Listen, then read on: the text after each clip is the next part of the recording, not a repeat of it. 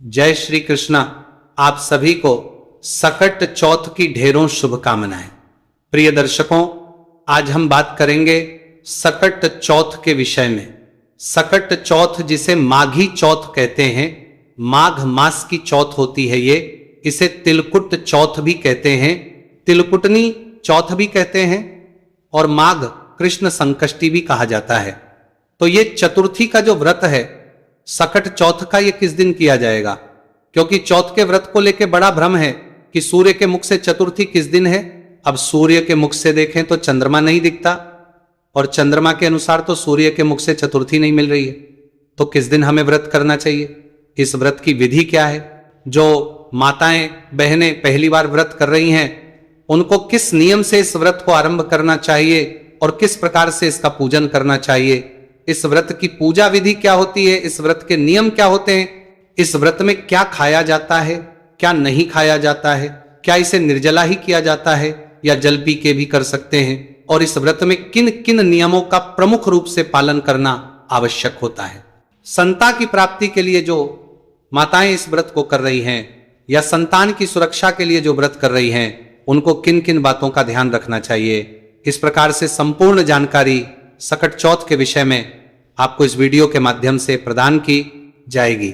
आपको बताएंगे चंद्रोदय कब होने वाला है, किस शहर में, और भारत के अतिरिक्त जो अन्य देश हैं वहां पर सकट चौथ का यह व्रत कब रखा जाना चाहिए। यह संपूर्ण जानकारी प्राप्त करने के लिए कृपया वीडियो को अंत तक देखिएगा।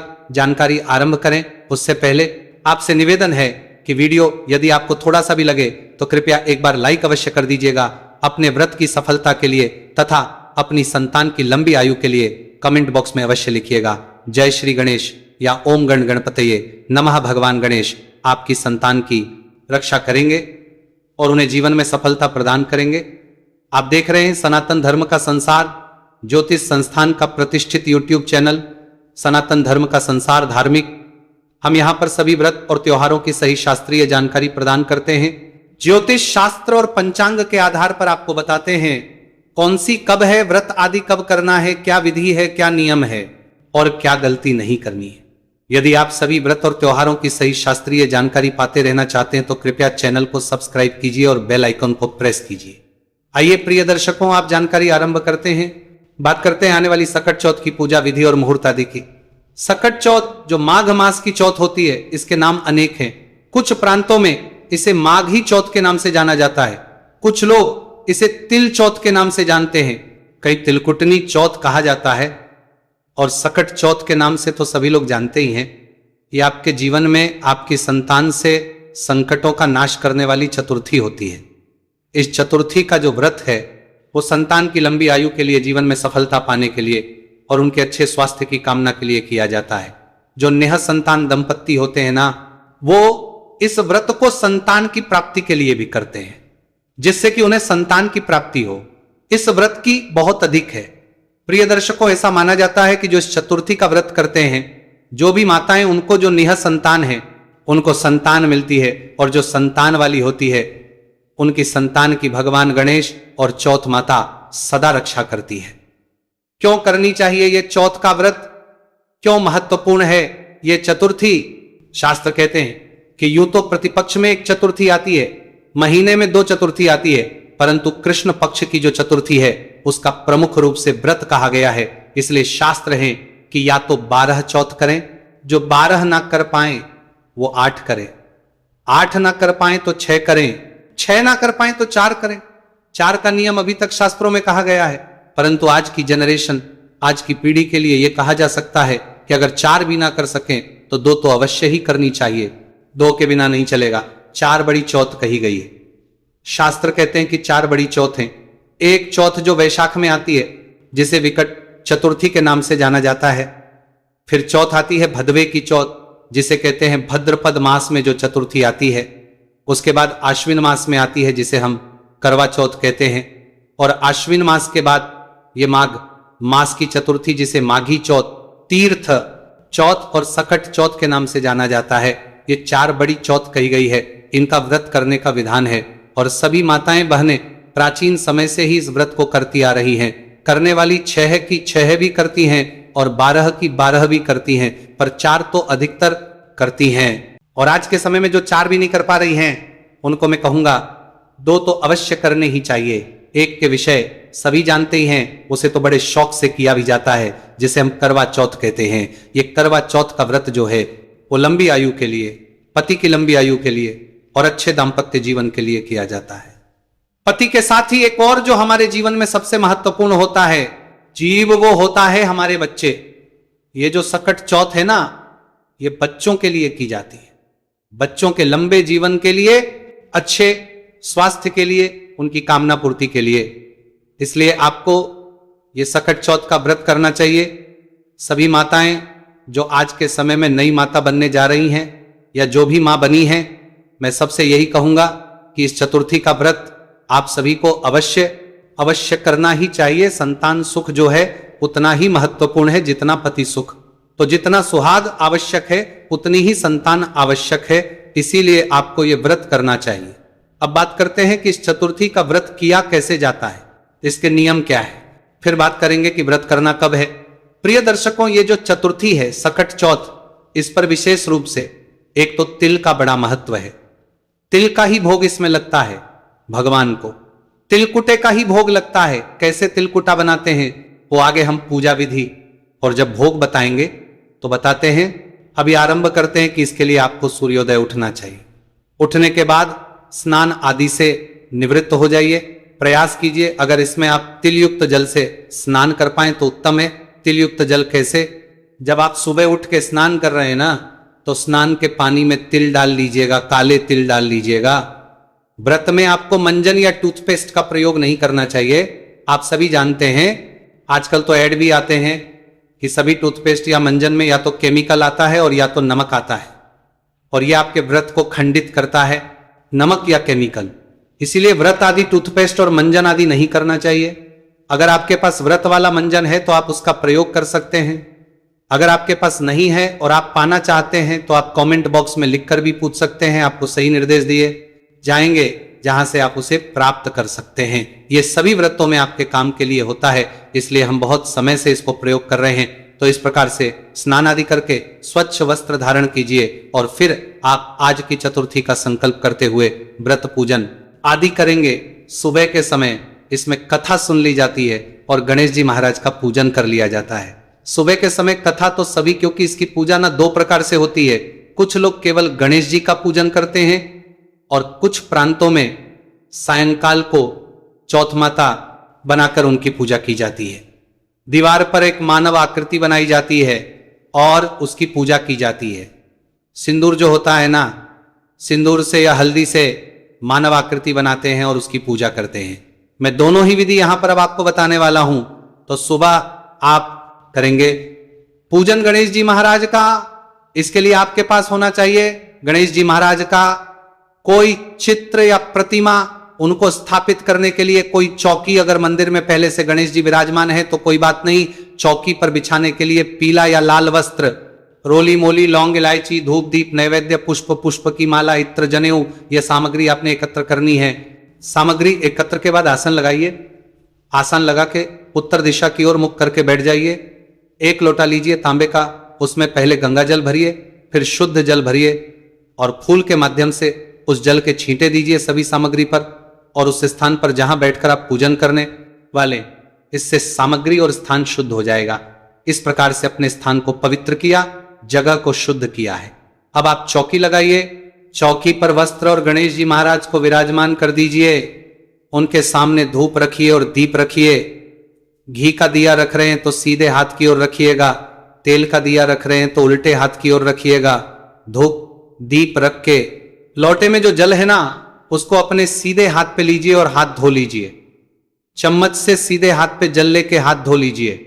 हाथ धोने के बाद आप व्रत पूजन संकल्प करेंगे। संकल्प करने के लिए सीधे हाथ पर जल लीजिए, अक्षत लीजिए, पुष्प लीजिए और दक्षिणा के रूप में 1 रुपए का सिक्का कम से कम रखिए। अधिक जो भी रखना चाहे वो रख सकते। और 3 बार बोलिए ओम श्री विष्णु, ओम श्री विष्णु, ओम श्री विष्णु।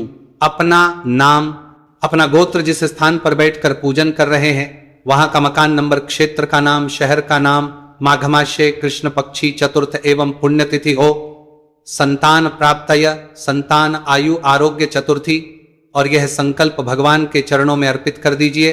इसमें हमने आपको पुत्र प्राप्ति के लिए भी बोला है। संकल्प में अगर आपके पहले से संतान है और आप केवल उनके अच्छे भविष्य की कामना के लिए, अच्छे स्वास्थ्य के लिए कर रहे हैं, तो संतान प्राप्त है जो शब्द है उसको ना भूलिएगा। इस प्रकार आप संकल्प करने के बाद आप भगवान गणेश का पूजन करेंगे। पूजन करने के लिए सबसे पहले गणेश जी महाराज को करेंगे तो उनके सामने ना रख दीजिए, कोई पात्र रख दीजिए जिसमें आप पूजा की सामग्री अर्पित करेंगे। तो वो सामग्री इधर उधर फैलेगी नहीं, पैरों में नहीं रहेगी।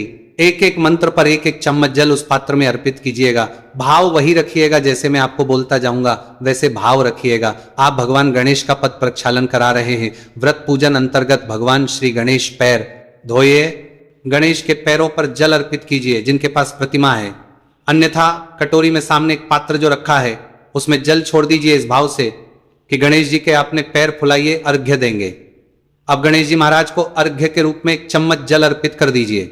सामने रखे पात्र में अब अश्वनी करा रहे हैं, जल पिला रहे हैं। भगवान गणेश आए, आपने किया, अर्घ्य दिया, अश्वनी कराइए। अब भगवान को आप स्नान कराएंगे। स्नान कराने के लिए एक चम्मच जल अर्पित कीजिएगा या फूल से भी आप जल के छींटे दे सकते हैं। स्नान कराने के बाद भगवान गणेश को वस्त्र अर्पित करेंगे।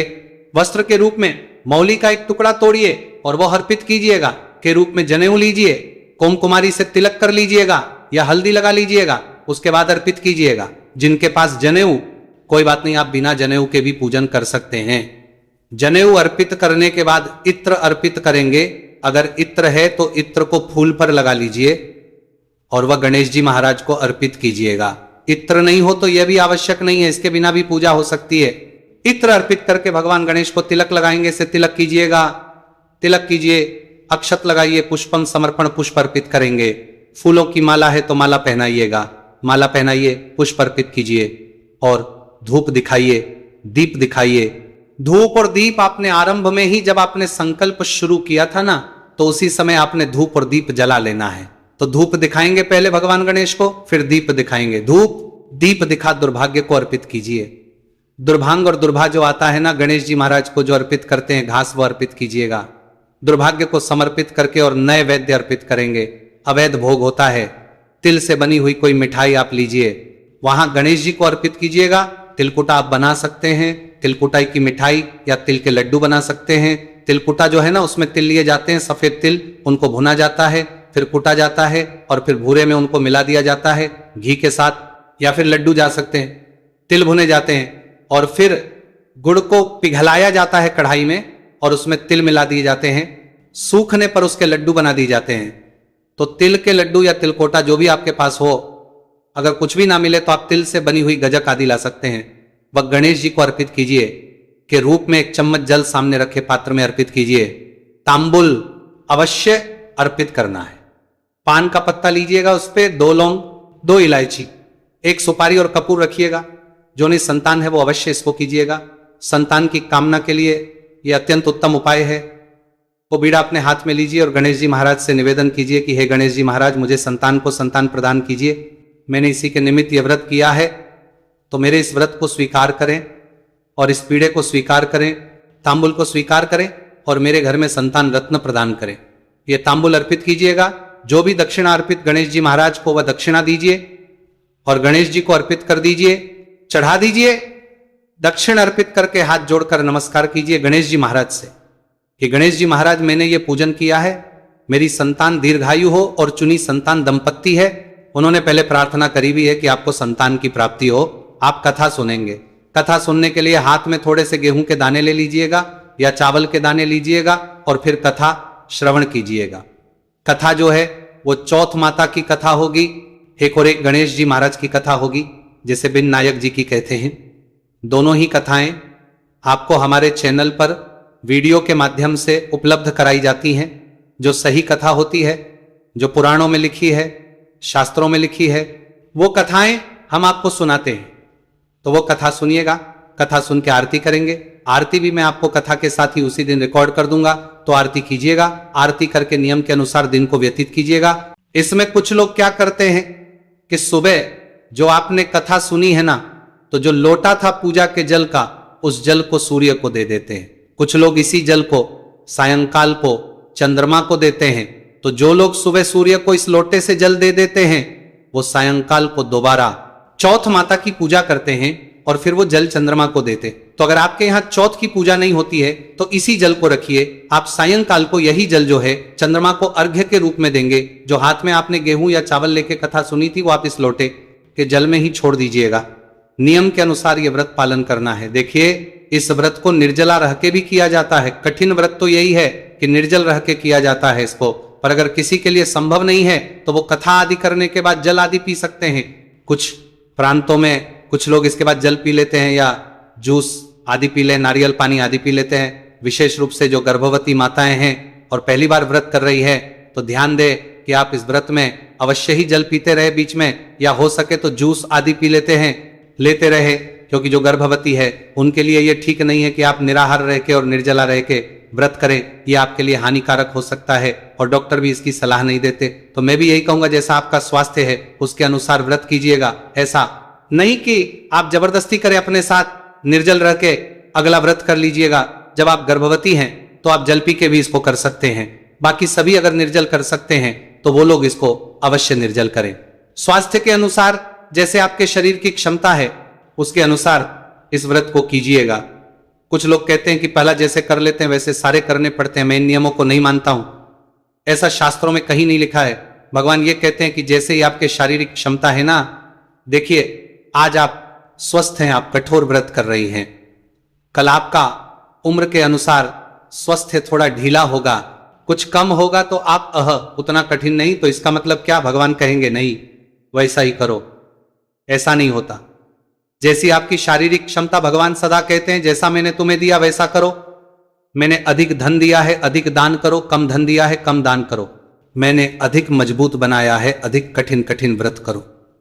अगर शारीरिक क्षमता ठीक नहीं है तो जैसा हो पाए वैसा व्रत करो, तो जबरदस्ती नहीं करना, जैसा बन पड़े वैसा व्रत कीजिए। भगवान स्वीकार करते हैं, पर ध्यान दीजिएगा जैसा संकल्प कर रहे हैं व्रत को वैसा ही कीजिए। ये नहीं पहले कठिन का संकल्प कर लिया और कर ना पाए, वो अनुचित हो जाएगा सायंकाल को पुनः।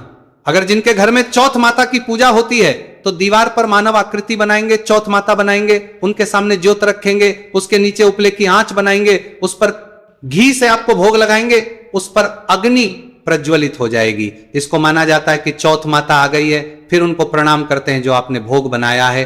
पकवान बनाए हैं, पूरी हलवा या कुछ प्रांतों में चूरमा बनाया जाता है तो चूरमा, अन्यथा जो आपने मीठा बनाया होगा तिल वाला, उसका भोग चौथ माता को लगाइए।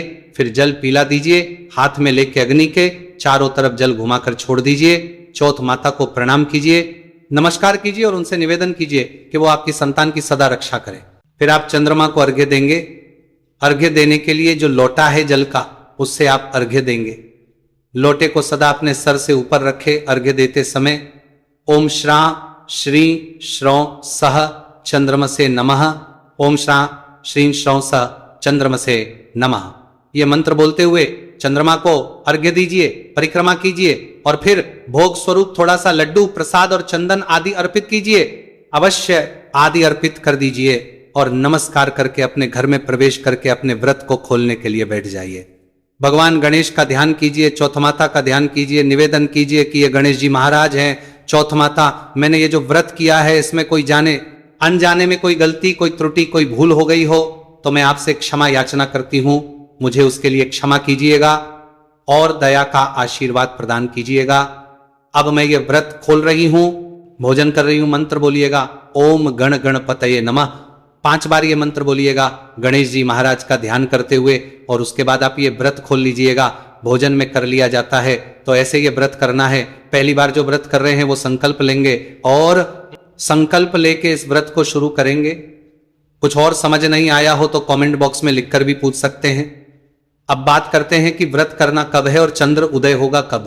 प्रिय दर्शकों, इस सकट चौथ का जो व्रत है ये आपको करना है 6 तारीख को।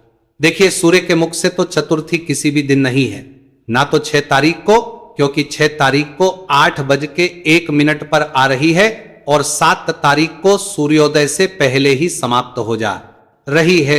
6 तारीख को व्रत होगा क्योंकि चंद्रमा का इसमें बड़ा महत्व है और चंद्रमा उदय जो है वो 6 तारीख को ही मिलेगा। 7 को तो चंद्रमा उदय होगा ही नहीं, चतुर्थी में तो 6 तारीख को आप शक्कर चौथ का व्रत करेंगे। चंद्र उदय के समय की बात करें तो दिल्ली के अनुसार चंद्र उदय का समय रहेगा 8:56। इसके अतिरिक्त बाकी जो प्रदेश है वहां पर समय अलग अलग रहेगा। आप यदि अपने शहर का या अपने राज्य का चंद्रोदय समय जानना चाहते हैं तो कमेंट बॉक्स में लिख के पूछिएगा, बताइएगा आपके प्रदेश के शहर का नाम क्या है। मैं आपको वहां पर उसका रिप्लाई करके चंद्र उदय का समय बता दूंगा। देशों की अगर हम बात करें तो मैंने विस्तार से पहले भी बताया है कि यूएई, यूएसए, कनाडा, ऑस्ट्रेलिया सभी जगह 6 तारीख को ही व्रत करना उत्तम रहेगा। कुछ और पूछना चाहते हैं जो मुझसे छूट गया हो तो कमेंट बॉक्स में लिख के पूछ लीजिएगा। भगवान गणेश सबकी मनोकामनाएं पूर्ण करें। जय श्री कृष्ण।